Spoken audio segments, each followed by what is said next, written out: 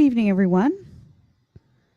I'd like to call this meeting to order and note the members present, members of council, members of staff, and the members of press in the gallery.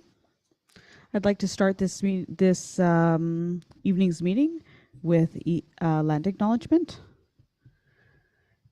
We will begin this meeting by acknowledging that we are gathering on the land that has been inhabited by Indigenous peoples since time immemorial. We would like to recognize that we are in the Robinson Superior Treaty Territory, and the land on which we are gathered today is the traditional territory of the Anishinaabe. Specifically, we acknowledge the neighboring community of Mishpekauton First Nation, for whom we have great respect. We also recognize the contributions of all Indigenous peoples, including the Métis, in shaping and strengthening the community and province of Ontario. Thank you, and miigwech. I'll move on to item number 2, disclosure of pecuniary interest. Seeing none, we'll move on to item number 3, approval of the agenda. May I have a mover? Councillor Hoffman? May I have a seconder? Councillor Hatfield? All in favor? Carried. Item number 4, delegations and presentations. Seeing none, we'll move on to item number 5, adoption of the minutes. 5.1, Committee of the Whole, Tuesday, January 24th, 2023. May I please have a mover? Councillor Cannon. May I have a seconder? Councillor Opato. All in favor? Carried. Item number 6, business arising out of previous meeting. There is none. So we'll move right on to item number 7, new business. 7.1, 40-kilometer speed limits on residential streets. And I'll pass the mic over to Mr. Dan Beach. I'm going to speak to that report, Mayor and Council. So this evening, what we've done is the Infrastructure Services Department has put together a quick report just for your consideration, changing the residential speed limit in town and the Mishpekauton River Village to 40 kilometers per hour, excluding Mission Road, part of Mission Road and Main Street that are actually considered part of Highway 101, which have a minimum speed limit of 50 kilometers per hour as per the MTO. We're also going to exclude our exterior roads, so Mishpekauton Harbor Road and the road into the Mission, which is the Mishpekauton River Village Road.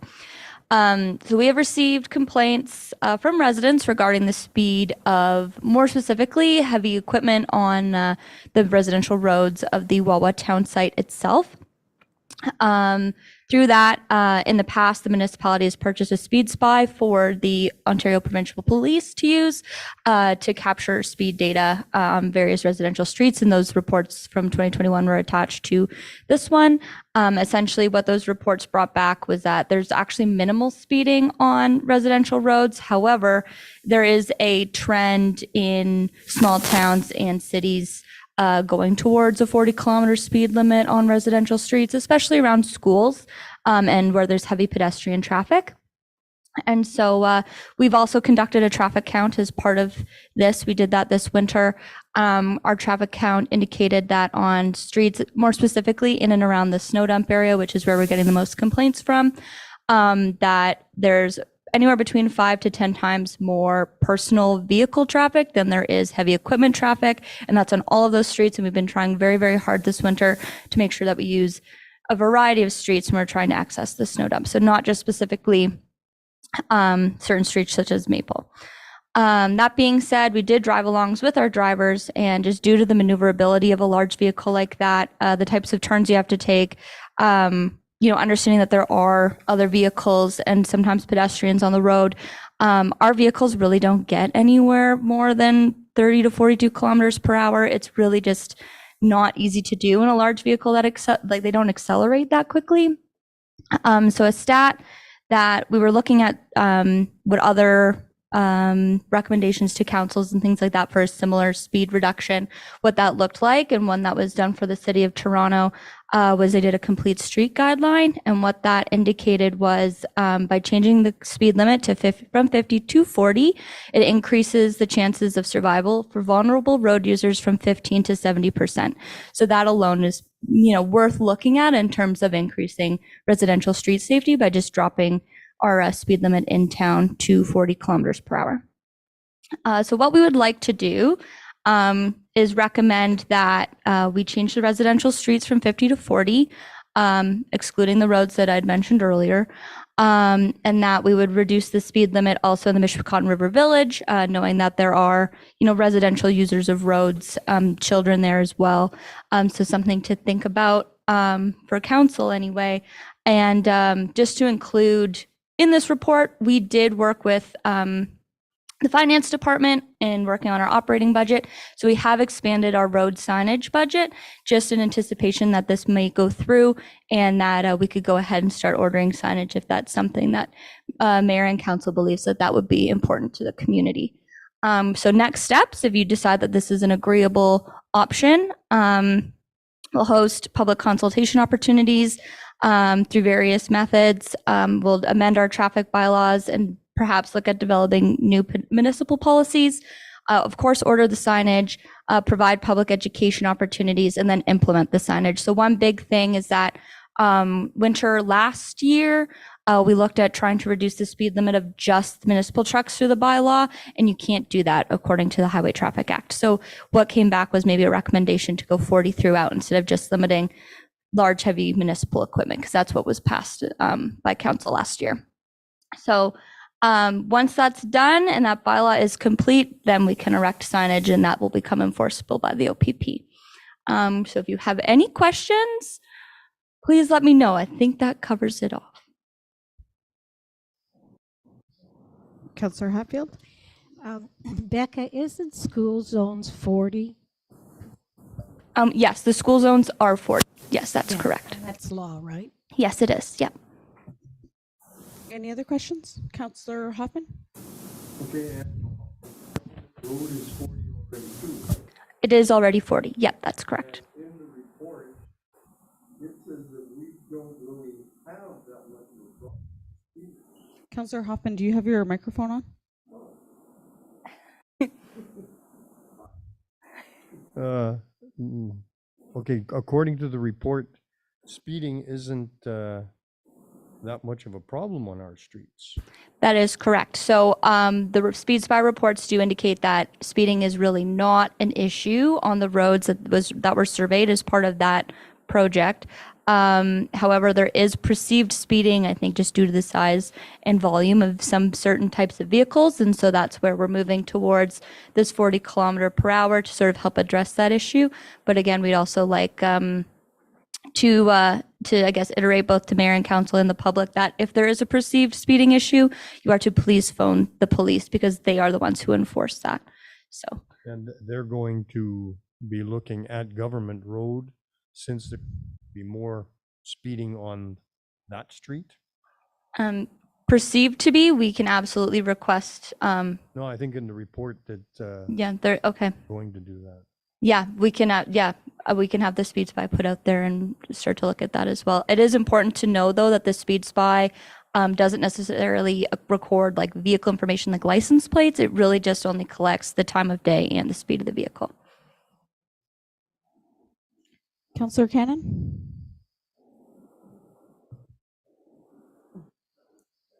Councillor Rapato? I don't think we should change the speed limit. Government Road's been 40 forever and ever, and everybody who lives on Government Road would like it to go to 50. The 40 around school zones, yes, I agree with that. But everywhere else, I don't think that it should go down to 40. And like you're saying, you can't just make a rule for trucks to drive 40. We can suggest to employees themselves to drive 40 without saying. I think would just be enough. Thank you. Councillor Cannon? I agree with Joe. I think at what cost are we going to put up all these signs and put it down to 40? And is it really going to stop the speeders?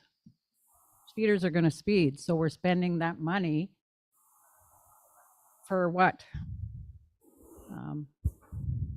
So I don't think it should be put down to 40. Okay, thank you.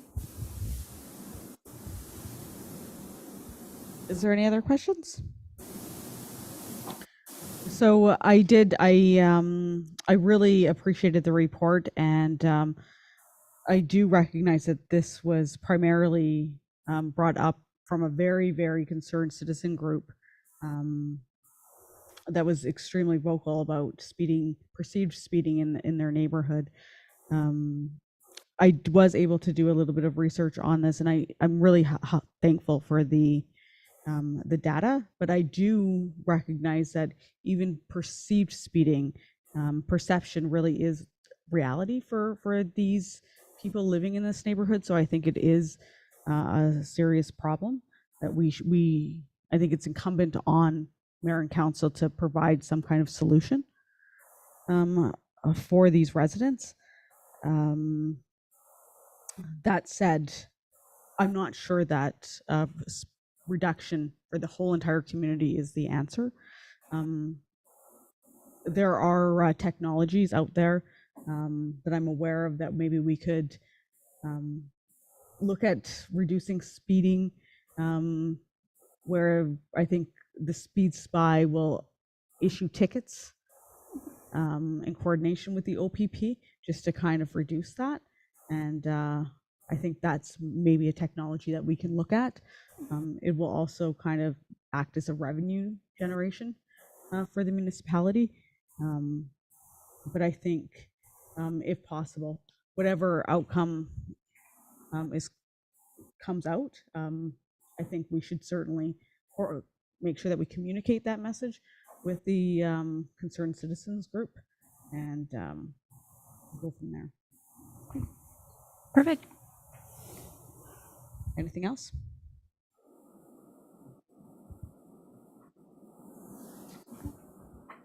Thank you. Then we'll move on to item number 7.2. So Mayor and Council, item 7.2, the Wawa Drinking Water System Operational Plan. It is a legislative requirement that we have to meet every year to update. We had an audit this past July, which resulted in one nonconformance, which was just a really minor administrative tracking of chemicals thing that we've now addressed, and that nonconformance was lifted. And so our operational plan meets all the legislative requirements as put out by the province.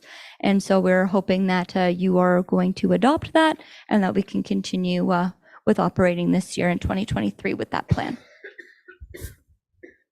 Is there any questions on this report?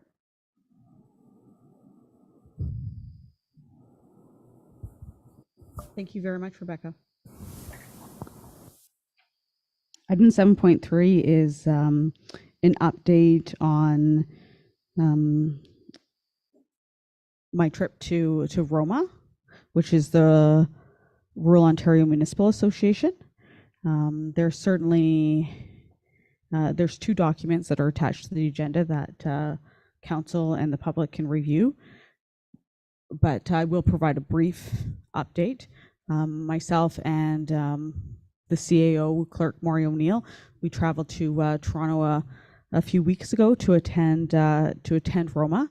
I was extremely privileged to be able to lead a delegation accompanied by the Northeast Superior Mayors Group, which included the Mayor of Dubreuilville, the Mayor of Horn-Paine, and a councillor from White River, where we spoke about the desperate need for additional locum physician funding for our hospital, where we also we were able to discuss many issues to the Deputy Premier and Minister of Health, and have audience with her for approximately 15 minutes to have a one-on-one session. Attending these conferences are extremely important for that reason alone, to get that one-on-one FaceTime. Prior to going, and this was a question that Councillor Hatfield asked, was were we provided with information by the hospital? And the answer was yes. We were briefed by Dr. Switzer and the CEO of the hospital and others.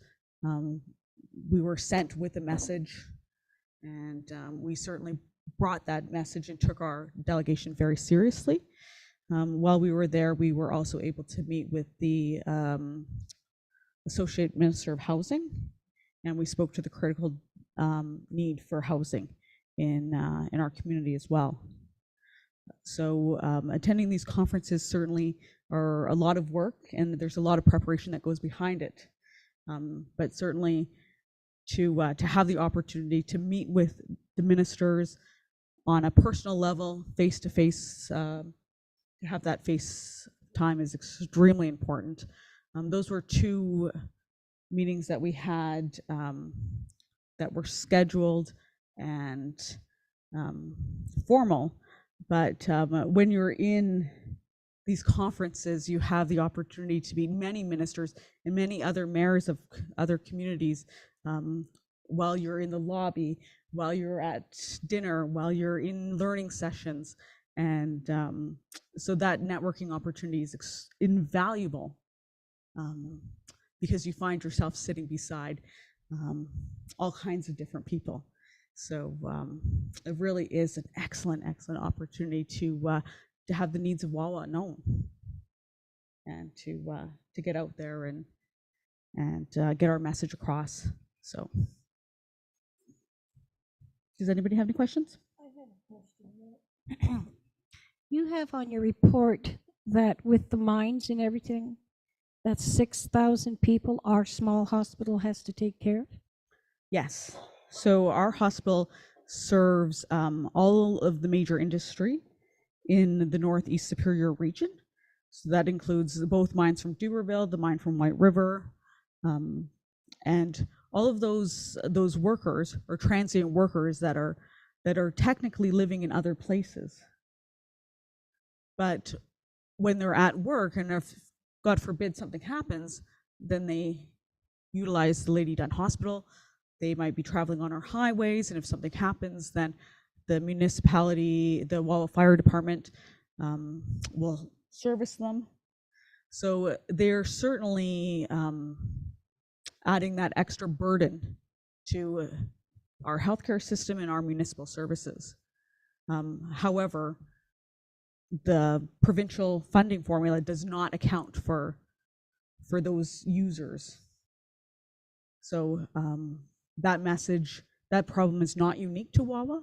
It's certainly a Northern Ontario problem, as all of these enormous mines are popping up, and our municipalities are forced to adapt and forced to accommodate the needs of these very large employers, because most of them are fly in, fly out, or drive in and drive out, where these people actually make their home bases in Sudbury, Toronto, Montreal. So.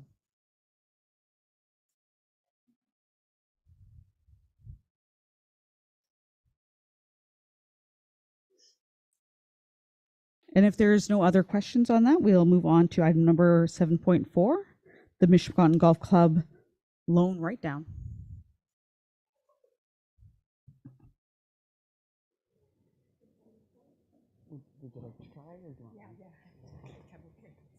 Okay, sorry everyone.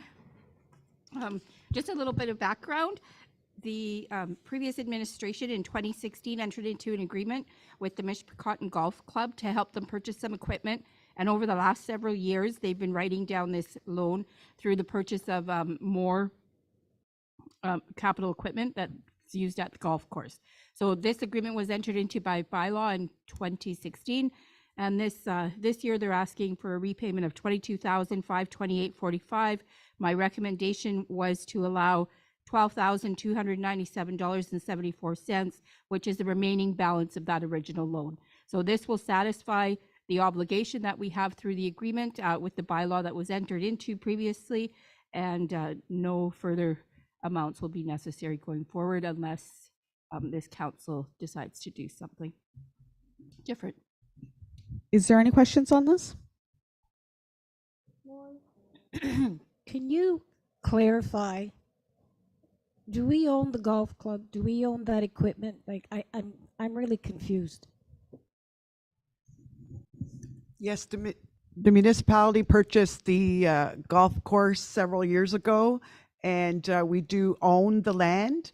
And then we entered into a 10-year lease, which came due, I believe, 2020. So it was renewed again by council for 10 years, and it's renewed under what's called a municipal capital facility, meaning that we are leasing it back to the golf club. They are responsible for keeping the land and buildings and equipment safe. We do not own the equipment. All the equipment is owned by the golf club itself. But as a municipal capital facility, the golf club is exempt from paying municipal property taxes. So I believe it was 2020, so we have a lease with the club, and we do in fact own the land, but it's been all responsibility, liability leased back to the club. Any other questions? Councillor Opato? Does the golf club cost us money? No, they look after all of the maintenance of the building grounds. Okay, so All it's of not it. costing, Doesn't cost us, okay. other than the repayment of this loan. Okay, They're because- just reducing the obligation. They're reducing payment of a debt. Yeah. Just to clarify, Councillor Pato, the municipality lent the club $153,000, and they haven't paid it back in cash, but the agreement was that we would write it down or write it off as they purchased additional capital at the club during the year. And each year they had to demonstrate to the treasurer that they were purchasing certain capital in a year, and then come to council to agree to write that down. So I just want to make sure that I'm clear. It wasn't a cash payment back, but council agreed to forgive the loan equal each year to the additional capital purchases that the golf club made. In terms of cost to the municipality, there is no cash costs, but every year we try to support the club by working through Alex and his team to support events going on there. From time to time, Dan and his crew will go down, and if they have some fallen trees, help out where they can. So I would say that there is minimal cost, and it's almost like an in-kind contribution to the club, other than trying to support them where possible. But we don't provide any annual cash payments to the club. Thanks. Any other questions? So I think I'll just mention once again, I'm not a fan of this request for write down of this outstanding loan, but it is the last one. So I certainly will agree with Manuela's recommendation, but just out of my respect for my conscience, I do have to say that I do not agree with this at all. And so we'll move on to item 7.5, council conference. Amo.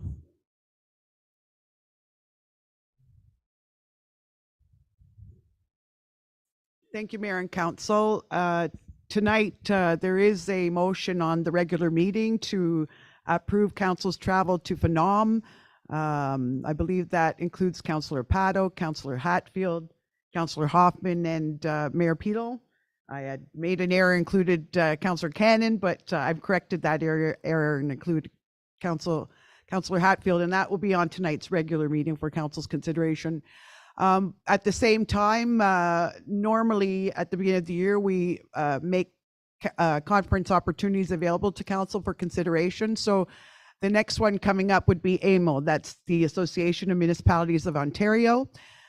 It is a very popular conference and the one that is most attended by members of council and mayors and ministers. So it's the biggest conference of the year for municipalities. This year it's being held in London. I think for many years previous, it's always been held in Ottawa. the conference isn't until the summer, and it's during the August 20th to 23rd period. But registrations do fill out quickly. As per the municipal travel policy, the mayor and one councillor may attend, and if the mayor is not attending, then the other councillor could attend. So I bring this forward tonight for council's consideration, and we can put a motion forward at the next council meeting should anyone decide to participate. There's opportunities for delegations on matters as well at the conference. That's a big part of the conference. Is there any questions, or does anybody have a burning desire to throw their hand up right now? I would. Okay.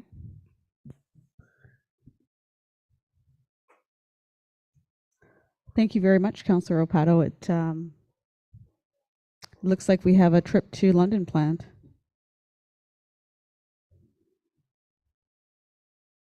If there are no other comments or questions, we'll move along to item number 7.6.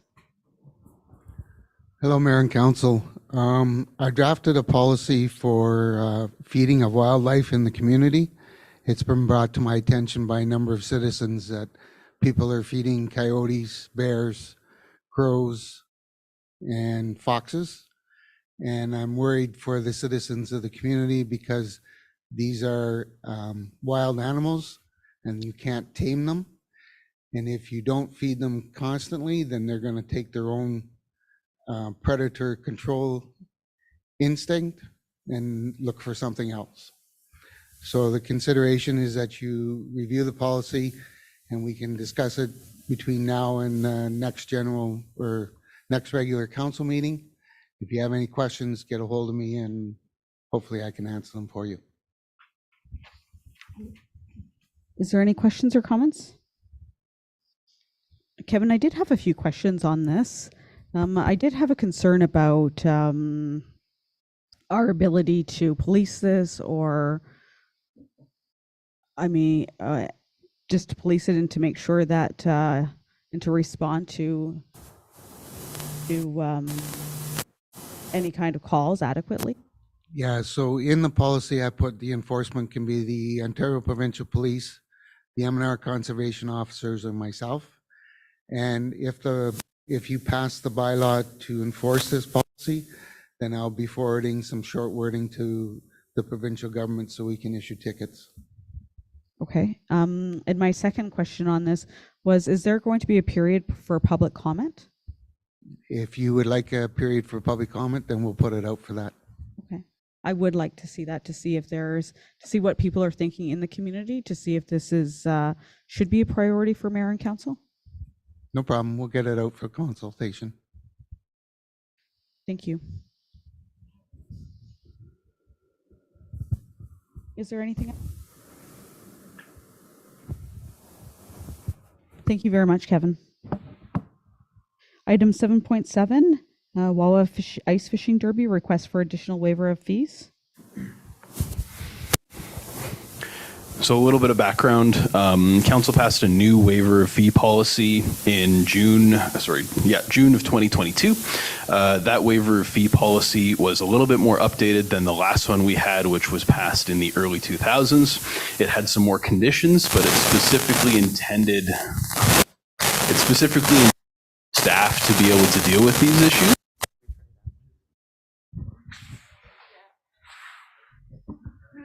Let's try that. Okay. It specifically was looking for staff to deal with these issues. At the time, council had expressed interest in some of these larger events like the Fish Derby being able to be eligible for these fee waivers. However, when the policy was passed, the conditions in the policy did prohibit these organizations from having a waiver, minus one line in the policy that said, municipally sanctioned events could be considered. So knowing council's thoughts at the time, knowing that the Wawa Ice Fishing Derby is very important to this community, I discussed with Maury and we decided to waive the fees for the Wawa Ice Fishing Derby up to the maximum that was outlined in the policy, which is $1,500 at this time. The total bill for the Ice Fishing Derby is about $3,000. So it essentially cuts that total bill in half. So as staff, we decided to go ahead and waive this, even though it was technically in contravention of policy, knowing how important the fish derby is to the community. We waived it up to the maximum policy amount, and that was communicated with the Wawa Ice Fishing Derby. The Ice Fishing Derby chose to appeal that to council, which is why we are here today. So outlined in the memo, we gave some reasoning for our approach. Fundamentally, the approach is for fairness. So while the Fish Derby was not eligible in terms of the schedule of fees, in terms of the policy, we decided that it is a very important event. The council at the time expressed that, and there are provisions for myself to discuss with the CAO to waive the fees up to that maximum, but fundamentally we're still trying to keep within this policy. So council's policy identified a maximum for staff to waive of $1,500. We believe as a staff that that is a fair fee waiver for the Derby, specifically based on, and you can see in the attachment what the Derby submitted to us in terms of a draft budget, which shows their revenue as part of the event. As well as we're trying not to continually come back to council. The intent of the policy was for staff to be able to deal with these issues. We feel like we've dealt with it in a fair and transparent way. And so therefore we're recommending to offer the Fish Derby that $1,500 maximum waiver from now into the future based on policy. Thank you, Alex. Is there any questions or comments? Councillor Cannon? I get about the policy and everything, but again, like I stressed last time, how against I was of charging them anything because of the fact that they do so much for this town. These are volunteers. So we start nickel and diming them to rent the space and everything. They're going to start saying, you know, well, why are we busting our butts? The town isn't behind us. They're going to start charging us. And what's next? Like, you know, do we have to charge them for something else next time? I don't think we should ever charge them. All that money goes back into the community. And anybody that's gets the donation, it's badly needed. They don't get grants and that. They count on these donations. So even that $1,500 could be going to a group that really needs that donation. So we're taking it away from, and it's not like it's going in their pockets. They're not paid employees. They do this for the good of the town. I don't ever want to discourage that. Thank you, Councillor Cannon. Is there any other questions? Councillor Hatfield? I'd like to see that policy changed.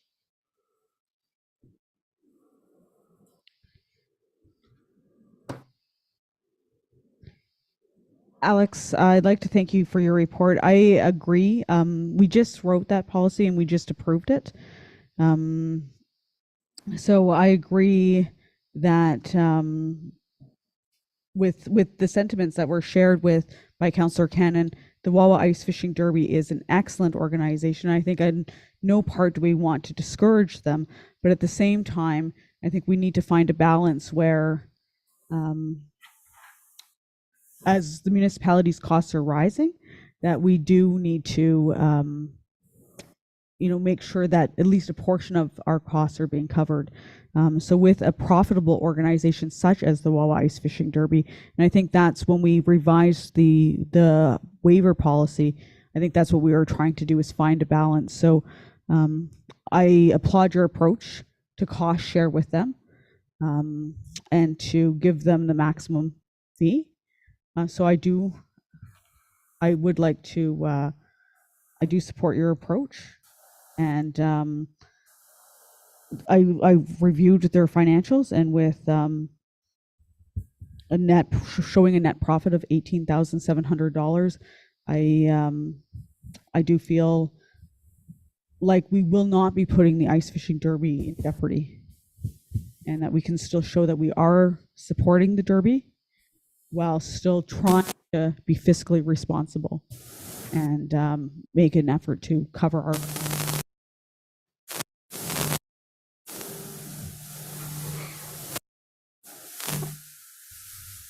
Maury, did you want to add something? Yes, Mayor. There's no motion proposed for tonight's meeting.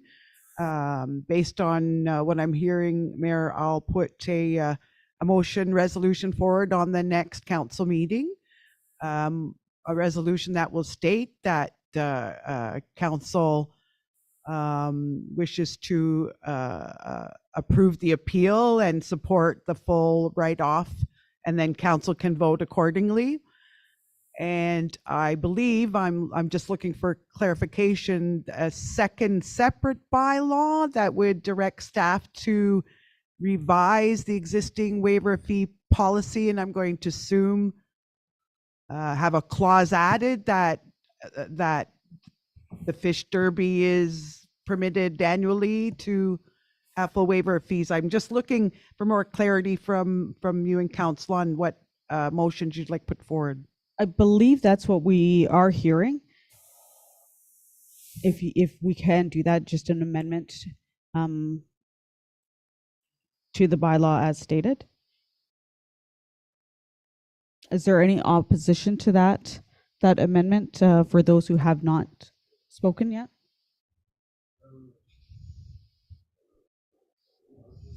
I'm not sure about waiving all the fees to the fish derby, because it is costing the town money. So, and I know they do good stuff for the community, but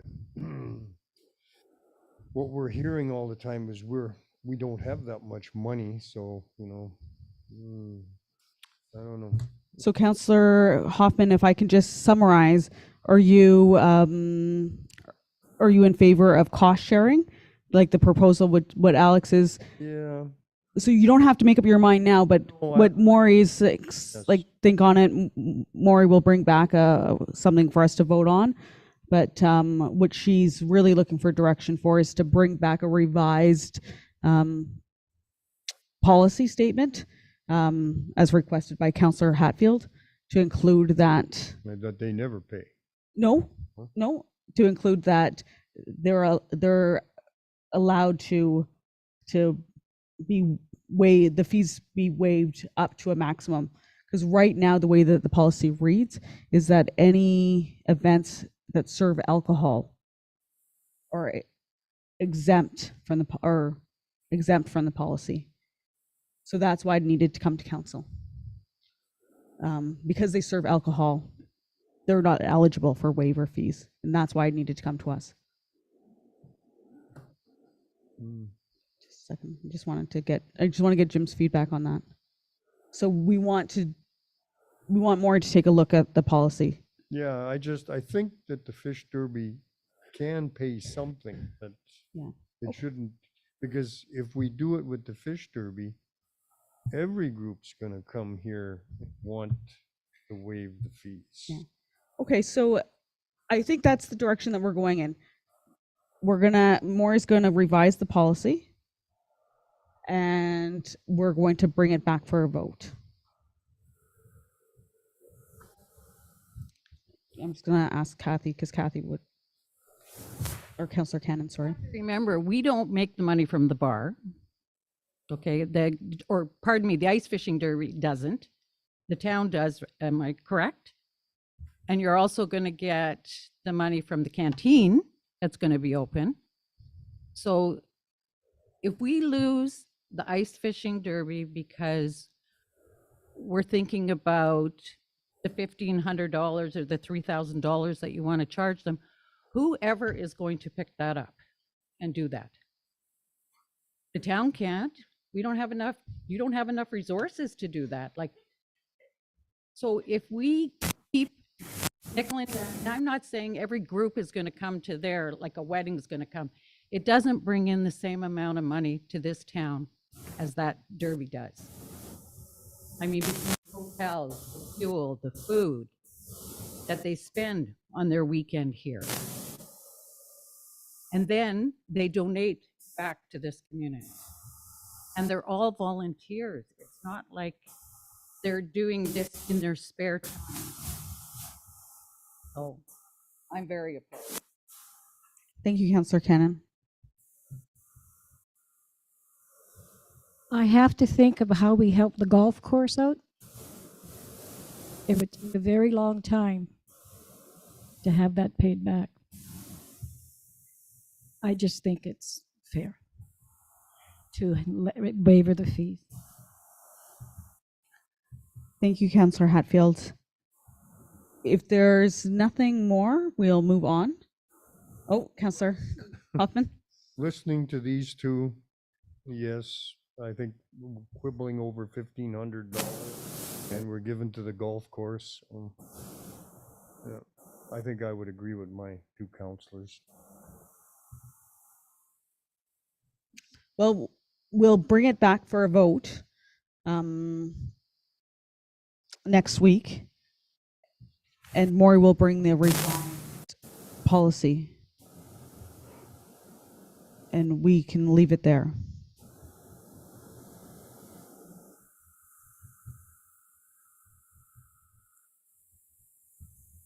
Item number 7.8, the Fire Advisory Committee. Thank you. In your package is a request for a Wawa Municipal Fire Advisory Committee to be formed by council. And on January 16th, as council was informed, the Wawa Volunteer Fire Association sent a letter requesting that council consider forming an association or fire advisory committee, with the goal to improve communications between the association's members, the supervisors, managers, and council. The Fire Association members cited that a fire advisory committee would help us contribute to ensuring that council and management better understand all the roles, requirements, legislation that affects the volunteer firefighters. Past councils had fire advisory committee on two occasions. One was formed in June 1996, and there was another committee formed in 2005. It appears from the records, I didn't do a deep search, but from the records that the Fire Advisory Committee wasn't very active and hasn't been active for some time. And the bylaw was never updated since 2005, although it was never repealed. So it's in place. So technically there is a Fire Advisory Committee, although no one's been appointed. So after review, the fire chief and CAO are supportive of the request of the association to establish or reestablish a fire advisory committee, as outlined in the draft attached Appendix A, which is an updated terms of reference. And in the memo, you can see that we're outlining the purpose and the number of times the committee would meet and the support it would provide to making recommendations to the council. And ideally, the membership would include two members of council, the fire chief, the deputy fire chief, one member of the Wawa Volunteer Firefighters Association, selected by the association, and the CAO clerk. The members of council would be picked by the members of council. It would be an advisory committee to council and doesn't have any delegated authority. And what's important to note is that the responsibilities under legislation of the fire chief cannot be impacted upon or directed by others. The fire chief has a set out task, responsibilities, job description. So this committee cannot interfere with the day-to-day operations as controlled by the fire chief. However, we anticipate this advisory committee is just a way to open up communications between our association members, our executive, and council. And part of that route to inform council as a new council of its roles and responsibilities will also be, as a reminder, we'll be having a training session on Thursday beginning at 1 o'clock in the lounge at the community center to go over the rules and regulations for officials regarding fire departments. So the staff recommendation also does meet the goals that set out in our strategic plan under item GG5 to increase external and internal communications, and GG8 to complete a fire risk assessment and update our fire regulating bylaws. So all those things are set out in the strategic plan, and this committee would help us achieve those goals. So We're recommending that council review the attached draft terms of reference, and that if you have any comments, you forward them to me. And a final bylaw to form the committee will come forward at the March meeting for consideration. And if council agrees, then we would also ask council at that time to select 2 members to sit on the committee. Thank you. Thank you, Maury. Is there any questions? Councillor Rapato? I'm curious why there's 2 council members and only 1 volunteer firefighter on this committee. I think because we want it to be 2 members of council, so we're not, if we invite 3, we're making a council meeting. So we're trying to maximize the number of council, especially in a new term of council, so they can become more familiar. But we don't look at the association as separate. This is a committee of firefighters and council. So there's the association, the deputy chief, and the fire chief. So you're getting 3 members of the fire department with 3 members, meaning 2 of council, myself. So we're getting a good mix. So I don't look at it as just one firefighter representative, but certainly that's up to council. If they want to choose 1 or 2, that's I think certainly council's choice. more firefighters and less council, but that's my opinion. Any other comments or questions? Councillor Hatfield? What about a person of interest in the town or something, like just a? Again, based on the 2 fire committees that were formed before, there were no members of the public. As well, I spent a lot of time researching what other communities in developing terms of reference, right? Like anything, why spend a lot of time if there's a good example out there in municipalities? And there are very few municipalities that have fire committees. So I think the intention, at least at the start, Councillor Hatfield, and I say this to all of council, is let's get started with a group of the fire department and council. And as the committee forms and does work and expands and sees where it wants to head, there's always opportunity at any time for council to add members of the public on. But I view this as a standing committee. And the difference between a public committee of council and a standing committee's intention is to be between staff and council. So that's my background to why, but please, at any time, I think we can bring this back once council gets to meet with the fire representatives, and bring this back and ask those around the table if they want to bring in members of the public. It's not something I think anybody would object to, but I would just recommend at this time we just start and grow as a committee as we determine what the tasks and roles of the committee will turn out to be. Thank you. Thank you. Is there any other questions? Councillor Cannon? I think, yeah, 2 of the firemen probably would be good to have. I mean, just the objectives from all sides. We have 3 firemen on the committee, don't we? Yeah, we have 3. From the association, I mean.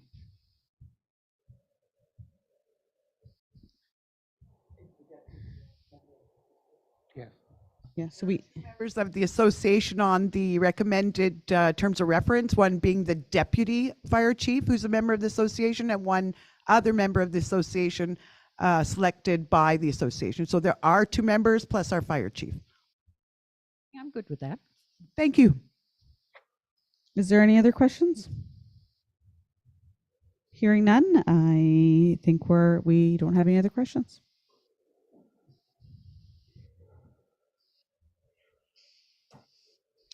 $7.9 funding application to the RED program.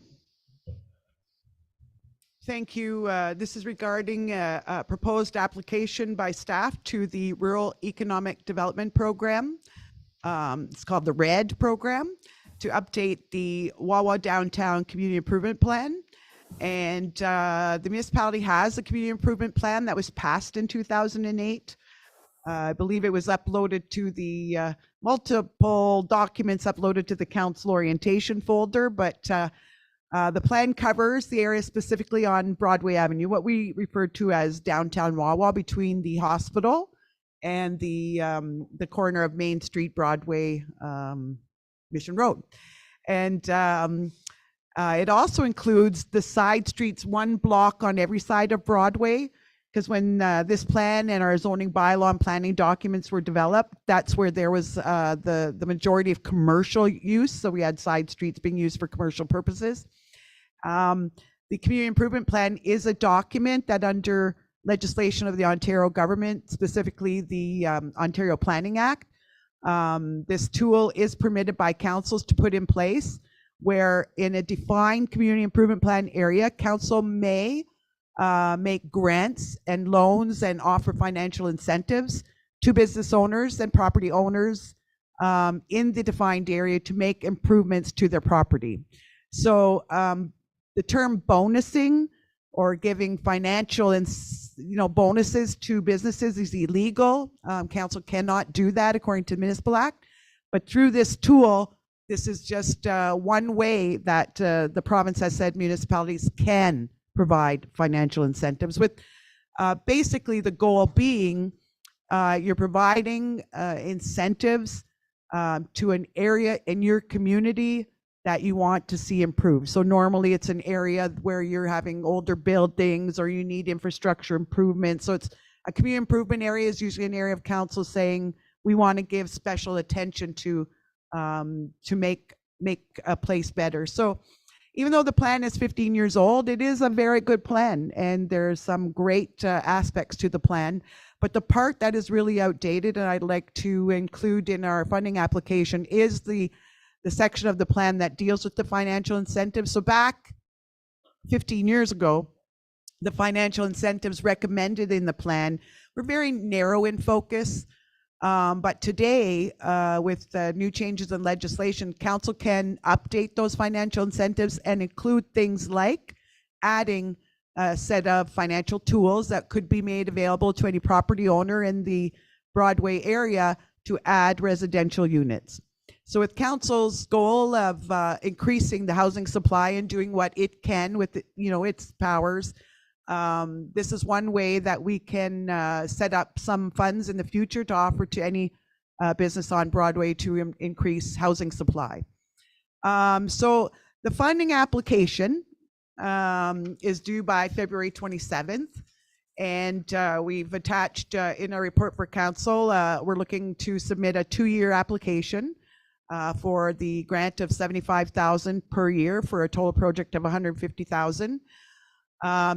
The first year would be to hire a consultant to update the community improvement plan and develop a set of financial incentives that council would be agreeable to. And then the second part of the project would be to actually hire a contract staff person, and that staff person would really focus on implementation. So implementing these financial incentives, because there's some work behind it, and that includes communicating and marketing, but setting up loan applications, financial applications, checking into program completion. So there is some work to it. So our year 2 would be seeing the hiring of some staff, and in there some workshops and supplies. We'd like to bring in a design consultant to talk about some uniformity and things like maybe there's some recommendation to council about putting some design parameters on how signs look in our downtown area. So it's an exciting project, but I wanted to review this with council.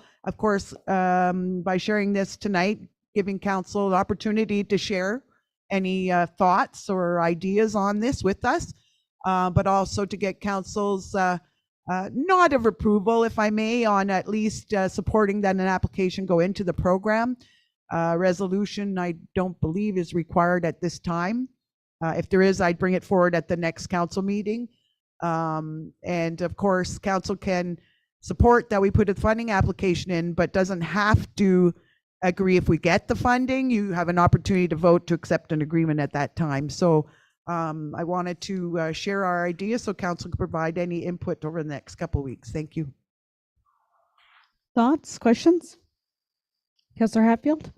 Maury, why is it that anything anybody does anywhere, there's always got to be a planner, just a minute, I'm trying to look for the right word here, somebody that's got to research everything. I don't know how many times this town's been researched.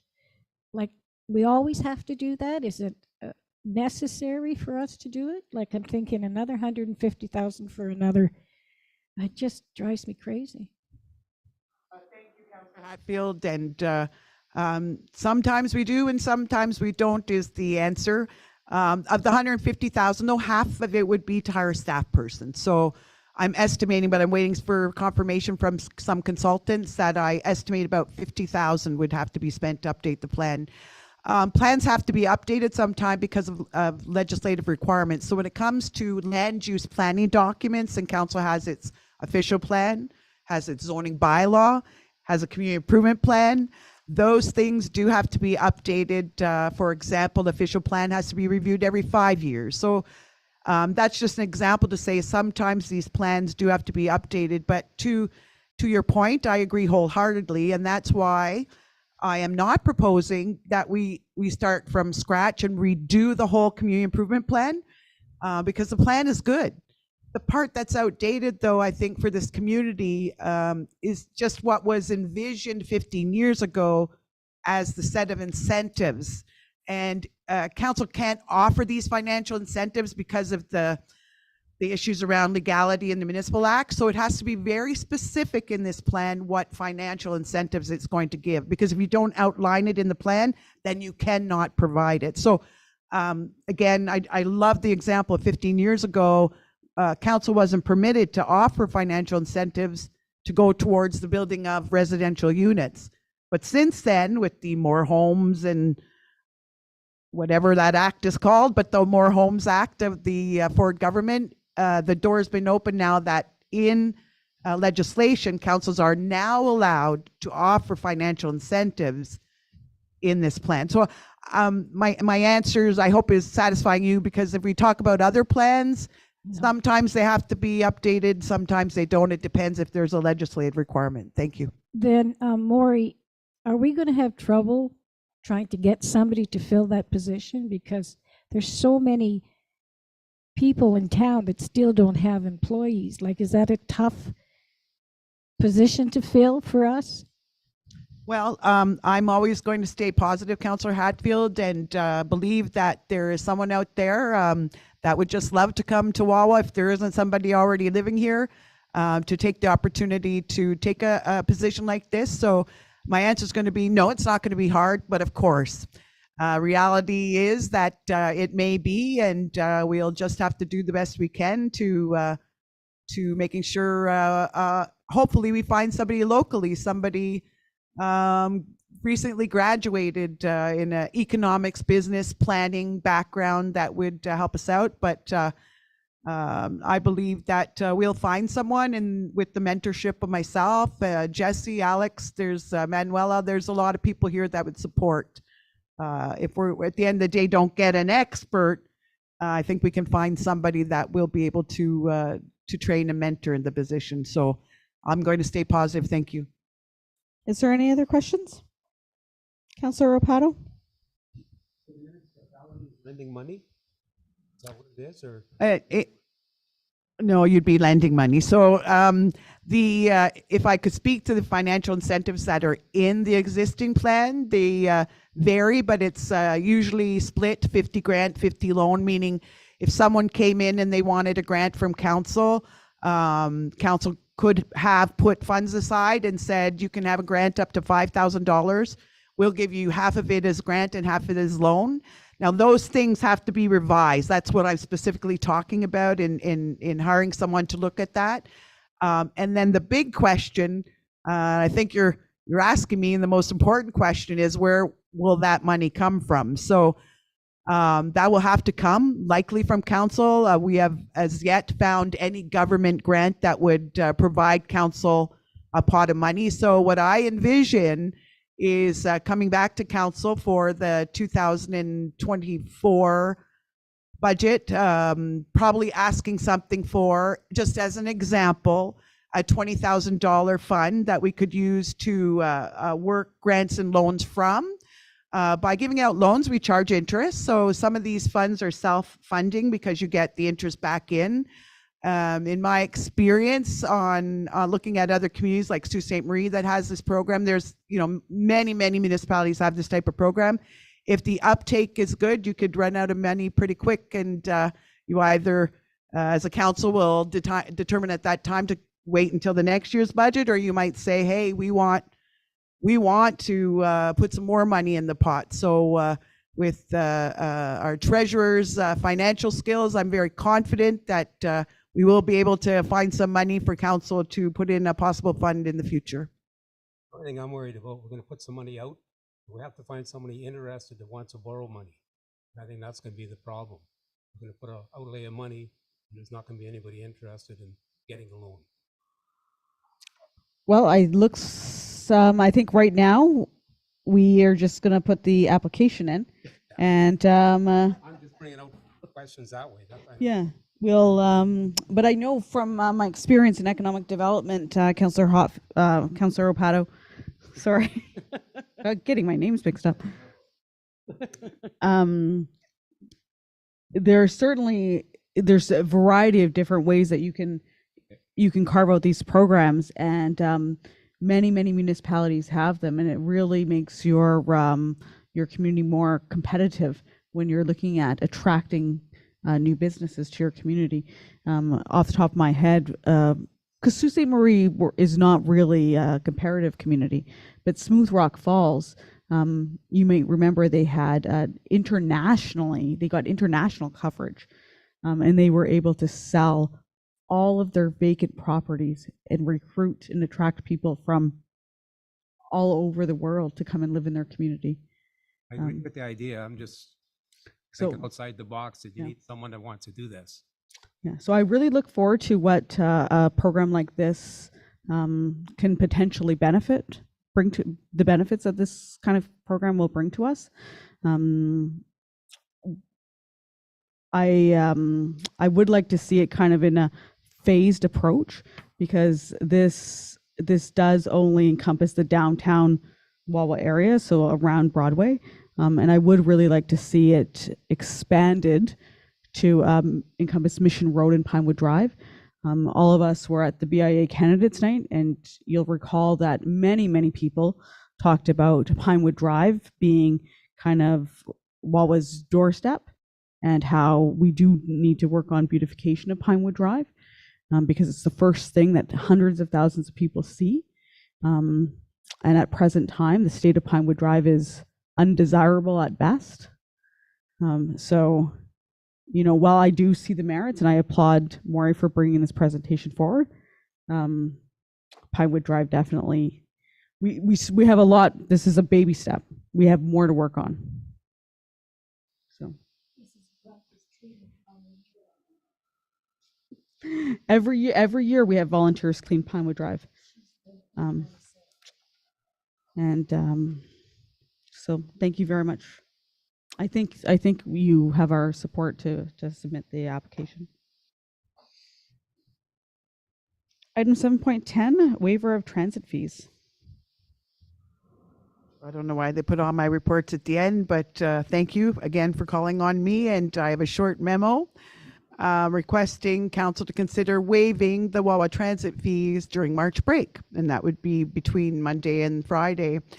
This matter came out of a meeting of the Age Friendly Committee, where many people around the table wanted to see the municipality promote our Wawa Transit more, because they feel it's really underutilized and that it is an essential and necessary service that the committee supports and would never want to see lost in the community. And so it made some recommendations how it thought that the municipality could improve maybe some ridership and make a little bit of revenue. And one of the ideas was to find a week and waive the fees and encourage the community to take a ride on the bus for free. So we felt it take a break on March break and ride the transit would appeal maybe to some youth and our high school group, the families that could use it to maybe go to the rink if there's some free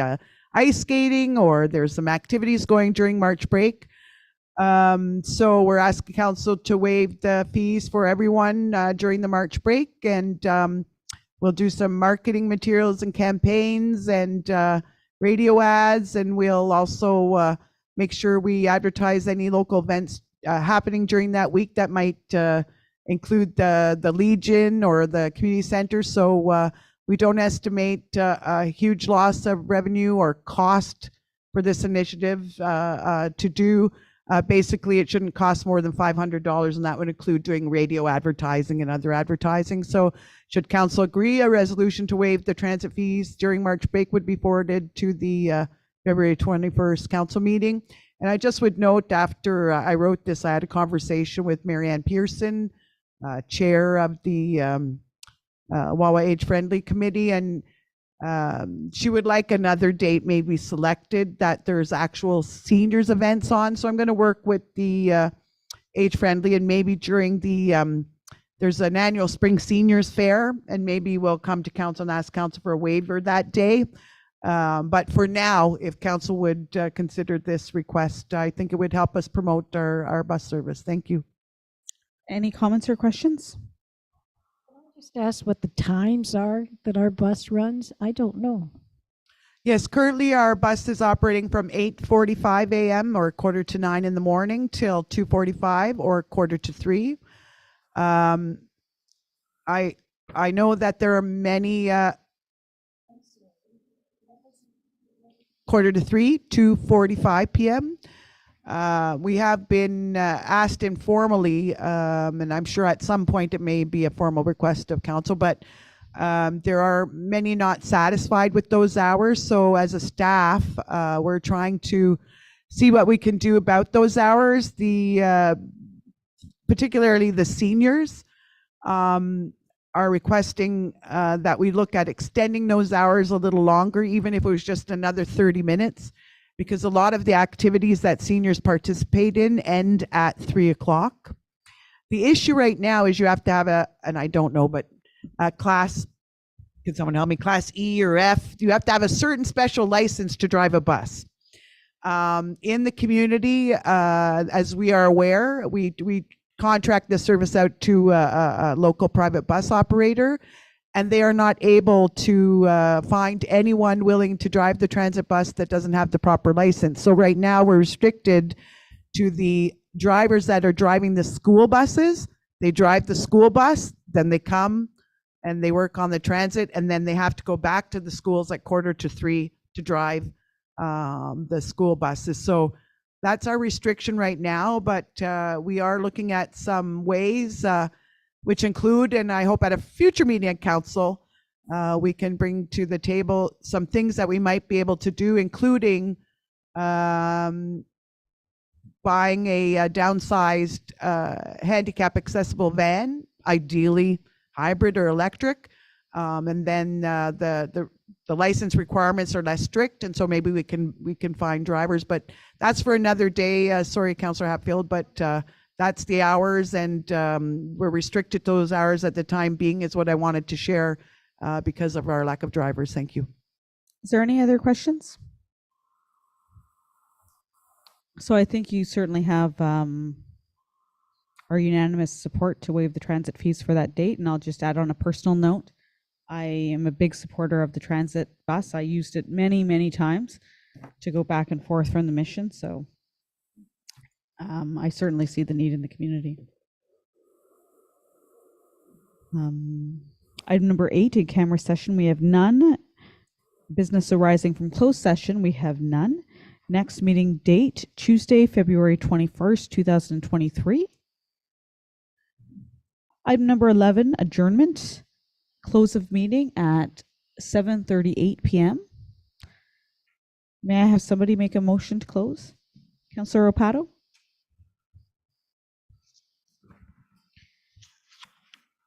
Carried. And if you want to just give us a few seconds, we'll move over to the regular council meeting.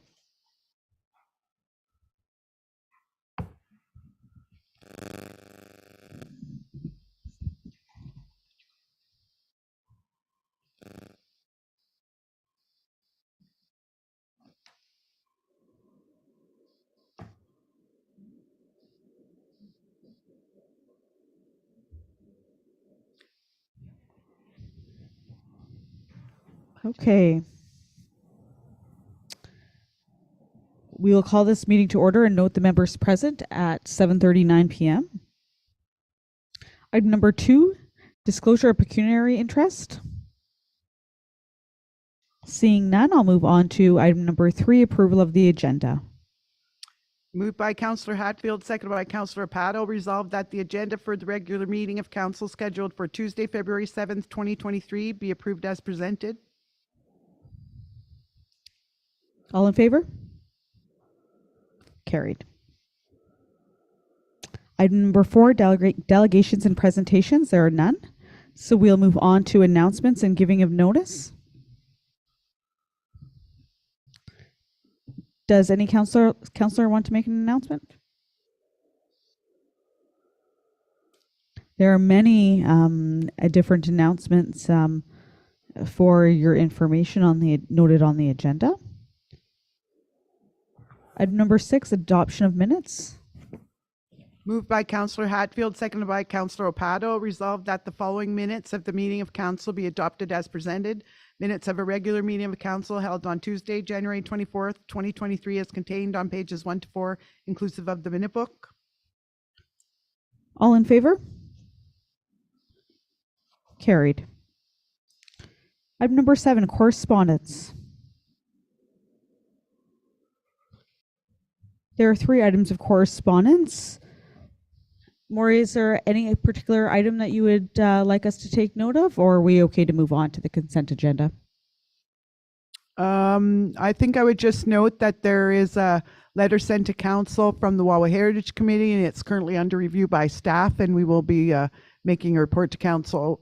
Alex will be making a report to council at a future meeting. Thank you very much. Item number 8, consent agenda. 8.1, approval of the consent agenda. Thank you.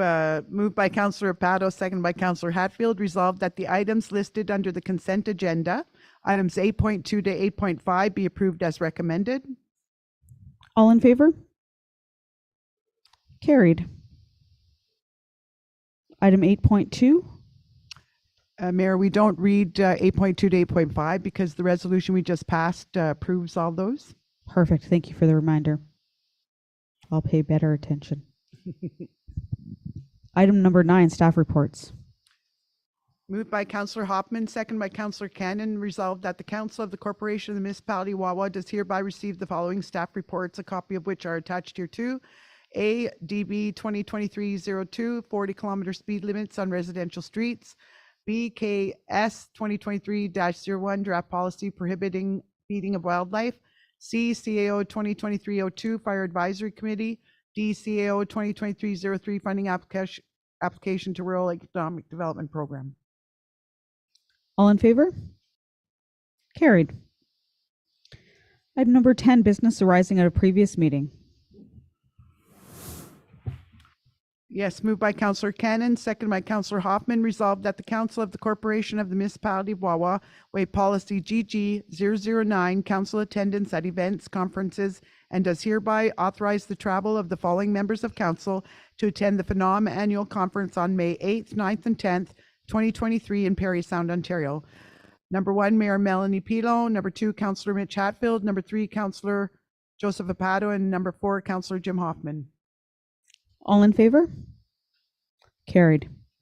Item number 11, new business.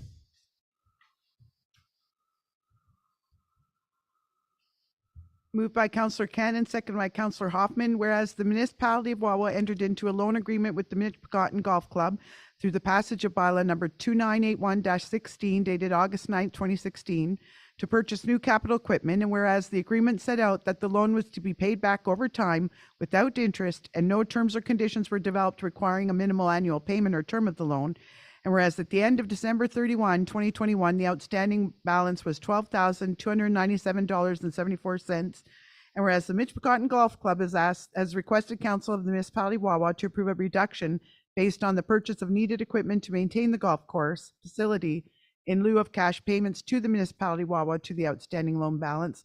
And whereas given the importance of the golf club to the community from a social, recreational, and economic viewpoint, Municipal Council supports the request of the Mitchpecotton Golf Club to reduce the equipment loan for any capital purchases with proof of payment for said equipment.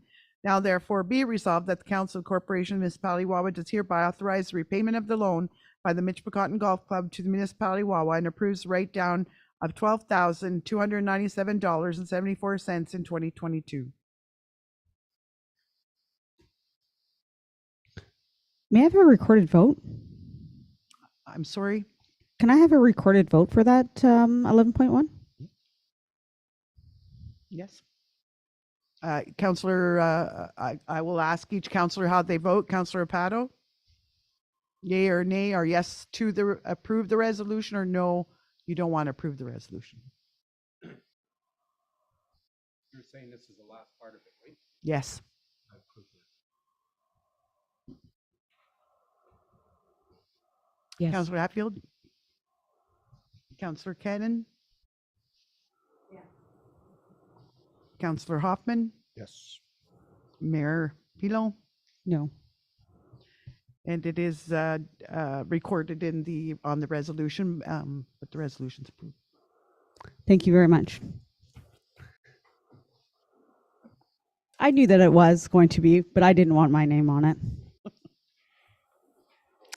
Item 11.2. Resolve, moved by Councillor Hatfield, seconded by Councillor Pato, resolved that the Council of the Corporation of the Municipality of Wawa does hereby receive and endorse the Wawa Drinking Water Quality Management System, the DWQMS operational plan dated January 2023, a copy of which is attached here too. All in favor? Carried. Item 11.3. Moved by Councillor Hatfield, seconded by Councillor Pato, resolved that the Council of the Corporation of the Municipality of Wawa does hereby authorize the write-off of the following account receivable charges, interest, in accordance with Municipality of Wawa Policy Number FT004, write-off of accounts receivable. A, invoice number SRB 221-2001 dated December 1st, 2022, for a total of $652.30. It was a planning service invoice.